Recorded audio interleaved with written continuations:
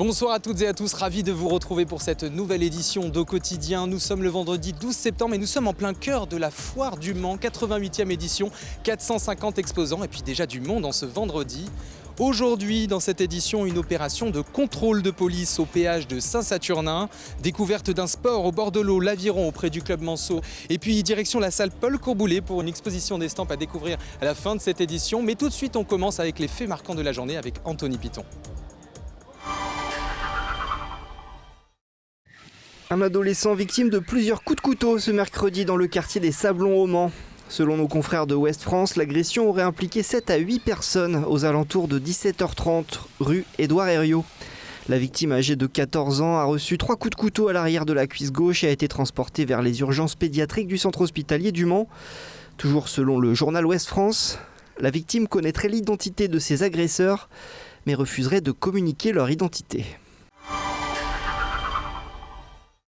Une personne légèrement blessée suite à un incendie ce jeudi soir au Mans dans cet appartement situé rue Ambroise Gentil. 16 pompiers sont intervenus sur place aux alentours de 20h30, mais l'appartement a été totalement détruit par les flammes. Un homme vivant au-dessus a été intoxiqué par les fumées et transporté vers le centre hospitalier du Mans. La grève continue ce samedi à la CETRAM. Des perturbations sont attendues pour la circulation des tramways avec seulement un tram toutes les 13 minutes et sur certaines lignes de bus. Ce mouvement de grève a été lancé par une partie des syndicats contre les réductions budgétaires du gouvernement. Et nous sommes à la Foire du Mans et beaucoup de nourriture, beaucoup de boissons représentées par plusieurs territoires, la Bretagne, la Provence, la Normandie ou encore la Sarthe. Et d'ailleurs, je suis avec Vincent Bénard qui est juste ici, installé depuis une dizaine d'années. Bonjour Vincent Bénard. Bonjour. Depuis combien de temps vous êtes à la Foire du Mans? Ça va faire 11 ans. Alors, est-ce que vous pouvez nous présenter un peu ce que vous proposez à votre vitrine, à votre stand? Alors dans notre stand, on va retrouver surtout de la pâtisserie. On est pâtissier chocolatier en temps normal tout le long de l'année. Mais sur la foire, on emmène vraiment tout ce qui est pâtisserie, flan, éclairs, muffins, macarons, les confitures aussi. On vous souhaite une très belle édition en tout cas. Bonne journée à vous. Merci bien. Et puis on poursuit l'actualité avec une opération de contrôle au péage de Saint-Saturnin. C'était ce vendredi matin, un reportage de Laure Gérard. Togo est un Malinois de 3 ans. Sa spécialité, les armes, les billets et les stupéfiants. Et lors de ce contrôle, son flair a encore fait mouche. Là, vous avez vu, le chien il a trouvé, il s'assoit. Bon là dans le véhicule c'était un peu moins facile donc il s'est couché. Il me regarde et moi je sais en connaissant le chien que c'est un marquage donc je dois vérifier là où il me marque. L'opération se déroule péage de Saint-Saturnin, un endroit fréquenté par des milliers de véhicules chaque jour. Et si les gendarmes souhaitent renforcer ce type de contrôle dans les semaines à venir, c'est que les accidents mortels augmentent sur nos routes. On est au mois de juillet en France sur 338 personnes qui ont perdu la vie. C'est 68 personnes décédées de plus par rapport à 2024 et avec un relâchement des comportements qui est manifeste partout en France. En Sarthe, ces tendances se confirment également. À l'heure où nous parlons, nous déplorons déjà 27 personnes qui sont mortes sur les routes du département. À la même époque, l'année dernière, c'était 16 personnes qui étaient décédées. Et on est déjà, au 11 septembre, à davantage de décès. Alcool, stupéfiants, vitesse sont les principales causes des accidents mortels et graves. L'usage des stupéfiants au volant est aussi en augmentation. En tout cas, on en trouve régulièrement, trop régulièrement forcément, avec des moyens qui sont mis à disposition de la gendarmerie, avec donc des équipes cynophiles. Togo, son maître et ses collègues vont redoubler de vigilance pour la protection de tous. Voilà pour les opérations de contrôle. Je suis là à la Foire du Mans de nouveau et avec Nicolas Eck, directeur de Sarthe Numérique. Bonsoir Nicolas. Bonsoir. Alors, il s'agit d'un enjeu notamment du raccordement de la fibre dans le département. Depuis fin 2022, Nicolas Eck, la Sarthe est raccordable à la fibre. C'est une réussite pour le département. Oui, une vraie réussite, puisque en France, les opérateurs privés ont déployé les zones denses. Et donc en Sarthe, le département a créé Sarthe Numérique pour fédérer le département de la Sarthe et les communautés de communes pour déployer la fibre. Et depuis fin 2022, 100% de la zone rurale sartoise est raccordable à la fibre. 100% des Sartois sont raccordables à la fibre. Donc il s'agit concrètement d'arrêter la DSL et de passer à la fibre cette fois-ci. C'est ça. En fait, on a donné l'opportunité aux Sartois de se raccorder à la fibre dès la fin 2022 et les récentes annonces d'Orange qui ont annoncé la fermeture du réseau cuivre vont devoir anticiper cette bascule de la fibre, du cuivre vers la fibre. Et donc il y a de plus en plus urgence, j'allais dire, à passer sur la fibre. Alors c'est ça, il y a urgence. Est-ce que vous pouvez nous dire pourquoi il y a urgence concrètement ? Parce que comme je l'évoquais, 2022, 100% du territoire raccordable. Mais pour un Sarthois, raccordable ne veut pas dire raccordé. Il y a encore une démarche à réaliser pour passer du réseau qui se trouve sur le domaine public à l'installation de la prise qui est dans l'habitation et pouvoir bénéficier du service fibre. Et donc pour arriver à cela, quel que soit le particulier, l'entreprise, ils doivent faire une démarche de contractualisation d'un service commercial auprès d'un opérateur commercial. Tous les opérateurs commerciaux sont présents sur le réseau sarthois, travaillent avec nous, avec notre délégataire de service public Sartel, mais sans cette demande initiale du particulier, on ne peut pas engager la procédure de raccordement. Donc concrètement, les personnes qui n'ont pas encore, sont pas encore raccordées à la fibre doivent s'orienter vers un opérateur commercial. C'est ça. Généralement, si elles disposent déjà d'un service ADSL, elles peuvent contacter leur opérateur actuel qui les orientera, mais elles peuvent aussi décider de changer d'opérateur. Et dès lors qu'il y a souscription d'un abonnement, ça déclenche la procédure de raccordement. Dans 95% des cas, ça se passe sans aucune difficulté. On réutilise les infrastructures existantes, mais de temps en temps, il y a quelques travaux à prévoir ou des opérations spécifiques. Alors combien de prises fibres sont déployées sur le territoire aujourd'hui ? Alors aujourd'hui, on est à un peu plus de 200 000 prises déployées pour couvrir à la fois les besoins des particuliers, des professionnels, des entreprises. Et on a à peu près 3 foyers sur 4 qui sont déjà raccordés. C'est plus de 136 000 foyers sarthois qui sont raccordés au réseau sarthois. On fait partie des 3 premiers territoires français à être fermés en cuivre parce qu'on a été dans les tout premiers territoires à avoir déployé le réseau en totalité. Sur le temps donc d'urgence, comme vous dites, il y a aussi le temps de travaux, le temps de prise en charge. Quel est le délai justement, selon en fait, les cas de figure, en l'occurrence, pour les personnes qui ne sont pas raccordées à la fibre aujourd'hui ? Un délai standard de raccordement, quand tout se passe bien, c'est une quinzaine de jours. Et donc ça, on n'a pas de difficulté. Par contre, si on est sur un raccordement qui va nécessiter des travaux sur le domaine public ou sur le domaine privé, sur le domaine public, c'est à peu près 6 mois s'il faut faire des tranchées entre les permissions de voirie haute.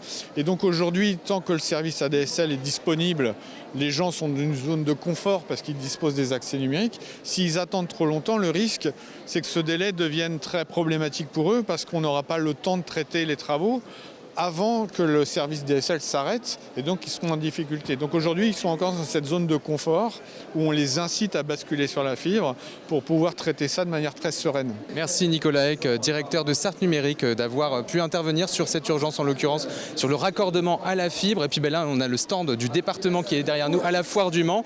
Et puis on va poursuivre ce journal. Nous vous invitons au voyage à présent avec une exposition d'estampes d'ici et d'ailleurs à la salle Paul Courboulet du Mans.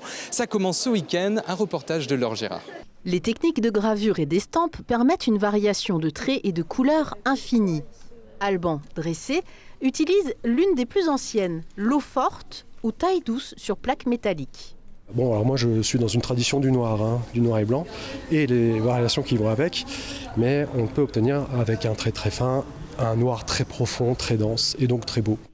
D'un artiste l'autre, Cédric Lestienne propose un cabinet de curiosités ultra coloré et ludique. Sa technique, la sérigraphie. La sérigraphie, c'est une technique d'estampe comme la lithographie, la gravure, toutes ces techniques qui nous permettent à partir d'une matrice de réaliser plusieurs exemplaires. Et là, c'est un cadre de soie qui est tendu, qu'on va insoler, qui va nous permettre, couleur après couleur, de constituer des images comme celle-ci.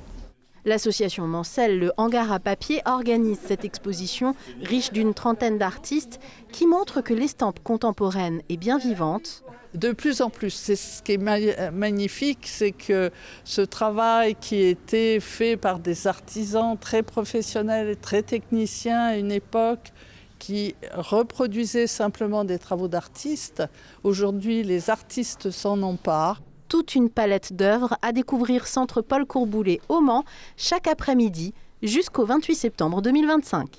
De belles œuvres à découvrir, salle Paul Courboulet au Mans. Allez, nous sommes de retour à la foire et puis avec le stand de vélo, en l'occurrence avec Bertrand Fèvre. Vous êtes le directeur général de Mobilitix qui est situé rue Gambetta et vous proposez une particularité, c'est de réparer des batteries de vélo. Est-ce que vous pouvez nous en dire un peu plus ?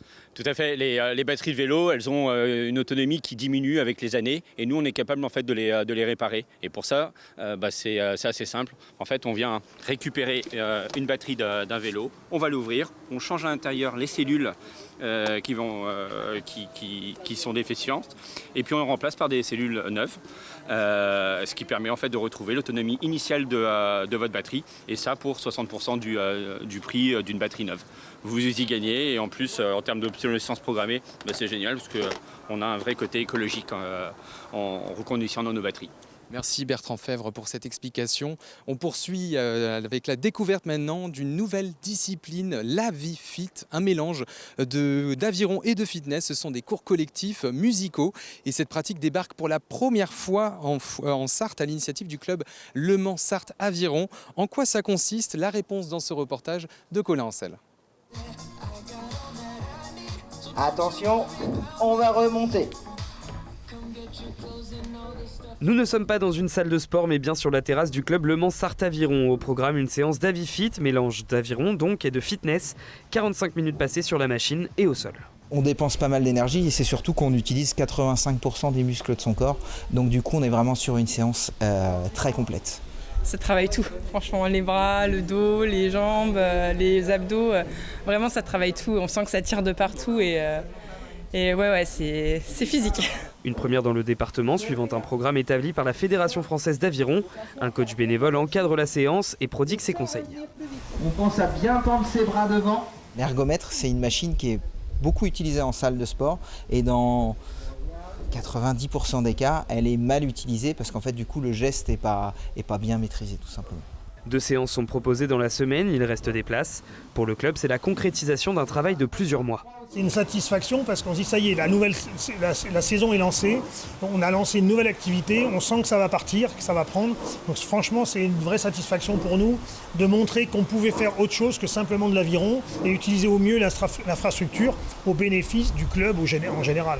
Le Mans Sarthe Aviron espère ainsi attirer de nouveaux adeptes pour gonfler la trésorerie et à terme embaucher un salarié, mais aussi pourquoi pas donner envie à ces sportifs de passer le cap, prendre les rames et rejoindre les plus de 100 licenciés que compte le club. Et nous ici, on ne rame pas, on déambule à la découverte de différents stands. Ils proposent aussi des activités sportives. Et d'ailleurs, en parlant activités sportives, il y a le GP Explorer, la programmation qui a été entièrement dévoilée aujourd'hui. Cette 3e et dernière édition baptisée The Last Race, la dernière course. Squeezie et son équipe ont vu les choses en grand avec 3 jours d'animation entre concerts, surprises et bien sûr la course automobile du 3 au 5 octobre. Des artistes tels que SCH, Gazo, Vald ou encore Vladimir Cauchemar se produiront. Puis la foire du Mans a commencé ce jeudi 11 septembre, mais il n'y a pas que ça pendant le week-end, bien sûr c'est l'événement attendu, mais il y a d'autres événements en Sarthe. On vous a fait une petite sélection.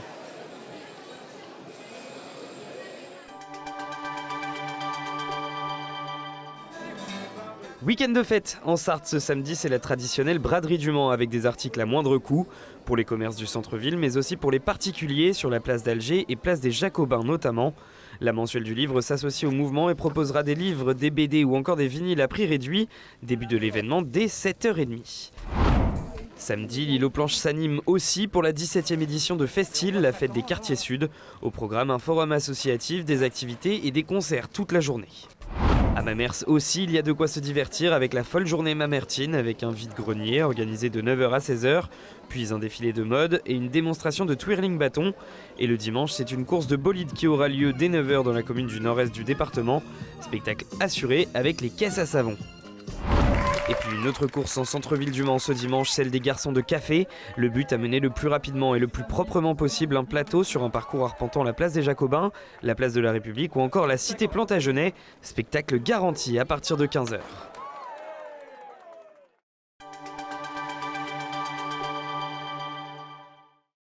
Voilà pour l'essentiel de l'actualité sur votre territoire. C'était une édition un peu spéciale aujourd'hui et d'ailleurs retrouvez-nous à la Foire du Mans. On a un stand LMTV Sarthe. Puis surtout découvrez tous nos contenus en replay sur la chaîne YouTube de LMTV Sarthe. Puis bien sûr notre direct de 18h45 à 19h du lundi au vendredi. Bonne soirée à toutes et à tous et très bon week-end à vous.